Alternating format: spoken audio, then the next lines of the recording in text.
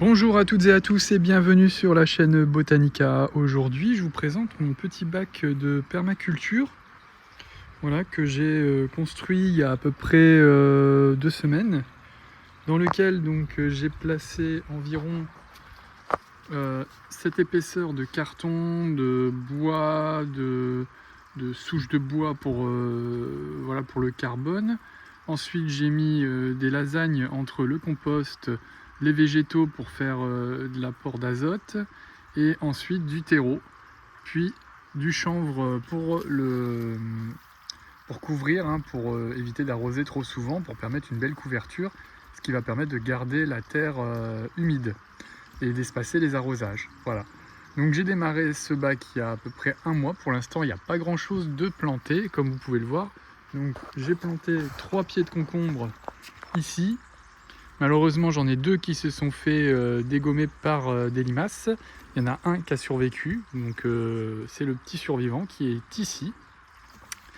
Ici, j'ai semé du basilic. On voit que ça commence légèrement à pousser.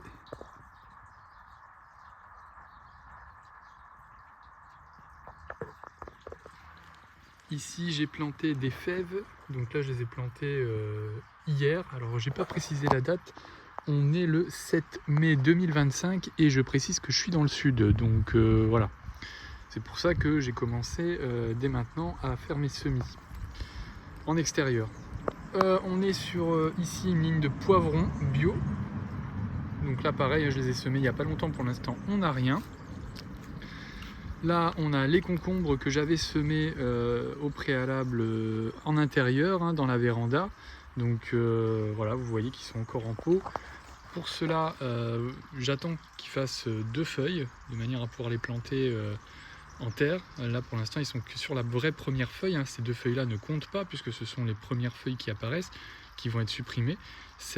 On attend qu'il y ait les 2 feuilles normalement pour planter. Alors c'est pas le cas de l'autre que vous avez vu précédemment, je l'ai planté directement, c'était un test, hein, donc je voulais voir si on pouvait planter les concombres avant d'avoir ces fameuses 2 feuilles. Donc on fait des tests, hein, de toute façon, quand on a un jardin, donc voilà, on apprend de ses erreurs aussi. Pour l'instant, on verra ce que donne le plan là-bas. Voilà, et puis ici j'ai tenté aussi du kiwi bio. Donc voilà, on va attendre.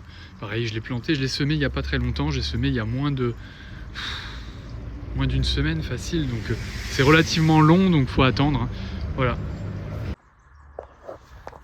J'ai fait un deuxième petit bac de permaculture. Celui-là, c'était mon premier bac, c'était un test dans lequel j'ai respecté effectivement les étapes. D'abord du bois, puis des cartons, ensuite des végétaux, du compost, du terreau, et ensuite la partie aérienne qui va être recouverte. Là, j'ai pas mis du chanvre, j'ai mis des pellets de bois. Je me suis dit que tiens, ça pouvait peut-être se décomposer et avoir un intérêt aussi pour l'apport de carbone dans le pot. Donc on va voir ce que ça donne. Donc là, ici, vous avez un plant de concombre. Alors celui-là, je ne l'ai pas semé, je l'ai acheté. Donc vous voyez il survit pour l'instant. Donc il a des feuilles qui ont bien morflé, hein. Les températures, elles sont pas idéales ici. On a eu beaucoup de chaleur il y a à peu près un mois. Et puis là, c'est retombé. On revient vers quelque chose d'un peu plus frais. Donc les plantations le ressentent, hein, je pense. Mais si elles survivent, je pense qu'on va avoir des fruits qui contiendront beaucoup plus de bonnes molécules pour nous à consommer. C'est pour ça qu'il ne faut pas non plus désespérer quand on voit un plant qui fait la tête. Il se bat pour survivre, et s'il survit, il y a des grandes chances que ces fruits soient excellents et soient bons pour nous. Donc faut aussi se mettre dans l'idée que les fruits qui sont issus de plants qui ont été chouchoutés dans des serres n'ont pas eu à se battre, donc forcément n'ont pas eu de contraintes. Et il y a des études qui ont montré que ces plants-là donnaient des fruits qui contenaient moins de molécules anticancérigènes et autres, et donc que nous on consommait par exemple dans la consommation classique des produits qui sont moins bons pour nous, notre santé, que des produits qui sont dans la nature, avec des plants qui se battent contre les éléments pour survivre, et donc qui donnent des fruits plus intéressants pour nous. Donc à côté, vous avez un autre plant de tomate. Donc vous voyez la taille qu'il fait en pot, hein. à peu près. Il n'est pas très grand. Et je vais vous montrer un autre plant que j'ai planté en terre à la même période. Alors ici on a deux plants de noir de Crimée. Et là-bas c'est un plant de cœur de bœuf. Voilà le plant de cœur de bœuf. Vous voyez, il est beaucoup plus grand. Hein. Il a déjà commencé à fleurir d'ailleurs. On a à peu près bien 40-50 cm de hauteur, comparé à l'autre qui fait une vingtaine de centimètres. Donc il s'est vraiment bien adapté.